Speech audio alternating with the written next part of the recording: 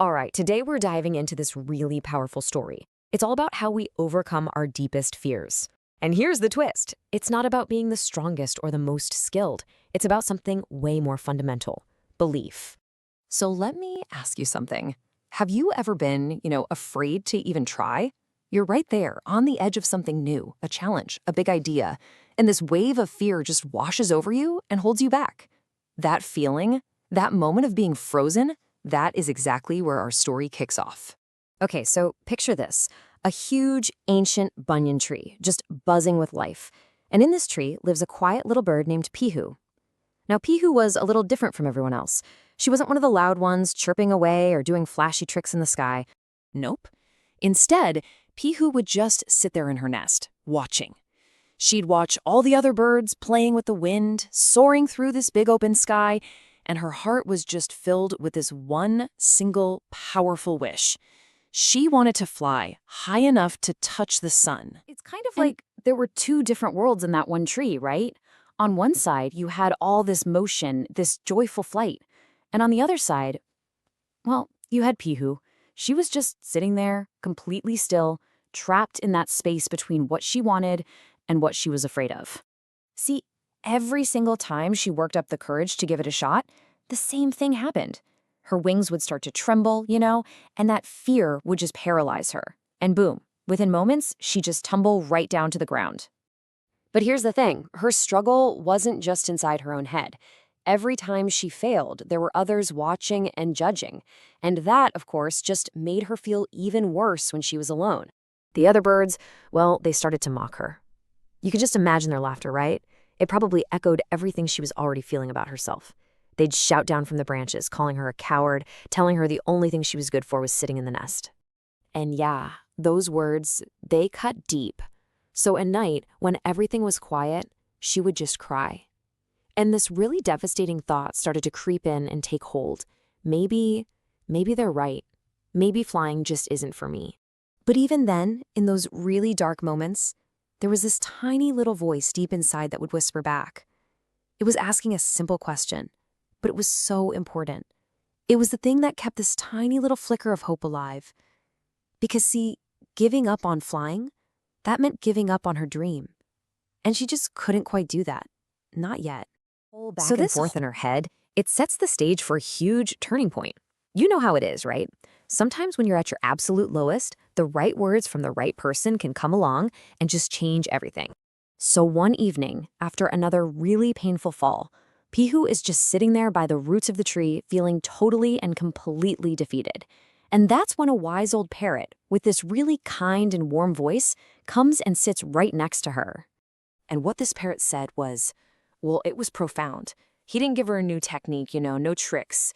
He completely reframed the problem for her. He told her, flight comes from courage, not from wings. And you have that courage. Think about that.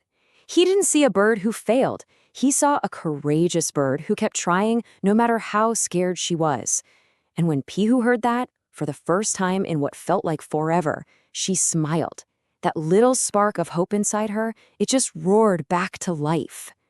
And this is what leads us to the climax of her journey. The parrot's words didn't just make her feel better, they gave her a whole new mission. It wasn't about getting rid of the fear anymore, it was about making her belief bigger than the fear. So, what happens? The very next day, she tries again, and yeah, she still fell. But this time, she was in the air for just a few moments longer. And that was enough. That was everything. Day by day, her flights got a tiny bit longer. The fear? Oh, it was still there for sure. But her belief in herself was finally starting to grow stronger than the fear. And then the ultimate test arrives. This ferocious storm just descends on the forest. The winds are howling, trees are swaying, and every other bird scrambles for safety in their nests. But Pihu, she looks out at that raging sky and sees something totally different. She sees her chance. She flew straight into it, right into the storm. The wind threw her around, the gales battered her, and she fell. But this time, she got back up. Again and again, she rose and flew right back into that storm. And you realize, in that moment, She wasn't just fighting the wind. She was finally, truly conquering the fear that had held her prisoner for so long. So when the storm finally passed and all the other birds carefully poked their heads out, they looked up. And what did they see? Way up there, flying effortlessly high above the clouds, was Pihu.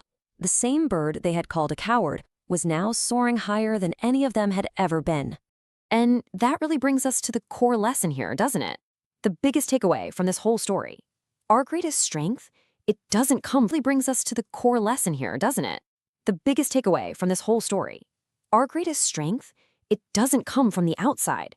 It's something we have to find and build up inside ourselves. So years go by. Pihu is now this amazing, confident flyer. And one day she sees a small bird sitting in its nest, wings trembling, just too scared to fly. And in that little bird, of course, she saw herself, her old self. So she flew down to the little bird and shared the wisdom that had changed her life. And she didn't say, hey, don't be afraid. No, she said everyone is afraid, but the one who actually flies is the one who believes in themselves. She was passing on the gift the old parrot had given her. And that's the whole point, really, this idea of belief, or parosa. It isn't about never failing. It's not about being perfect. It's the strength you find to get back up after you fall. That is what lets you fly. Why does a story about a little bird matter to us? Well, because it's not really about a bird, is it?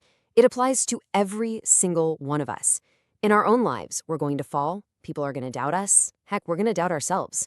But it's that stubborn, resilient belief in ourselves that gives us the power to get up just one more time, and eventually to reach those heights we've only ever dreamed about.